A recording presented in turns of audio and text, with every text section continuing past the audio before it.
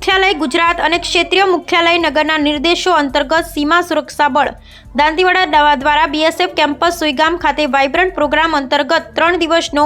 Adventure boot કેમ્પનો શુભારંભ બીએસએફનો deputy commandant ફિલ્પેશ Jacob દ્વારા કરવામાં આવ્યો હતો। સુઈગામ ખાતે યોજાઈ રહેલા 11મા બુટ કેમ્પ કાર્યક્રમ દરમિયાન DNP arts and commerce college ડીસાના વિદ્યાર્થીઓ આજે તારીખ 15 માર્ચથી 17 માર્ચ 2025 સુધી તેમની સરહદ સુરક્ષા બળ દ્વારા બંદોબસ્તની વ્યવસ્થા સાથે શારીરિક તાલીમ, ઓબ્સ્ટકલ કોર્સ, મેપ અભ્યાસ, રૂટ માર્ચ, સીમા દર્શન, અન્ય સાહસિક પ્રવૃત્તિઓ અને કલાત્મક પ્રવાસ સાથે પક્ષી સુરક્ષિત ક્ષેત્રનો પ્રવાસ, સ્થાનિક દર્શનીય સ્થળનો અનુભવ કરવો જેવા એડવેન્ચર બુટ કેમ્પમાં પ્રતિભાશાળી વ્યક્તિઓને સાંસ્કૃતિક કાર્ય જેવી અન્ય પ્રવૃત્તિઓના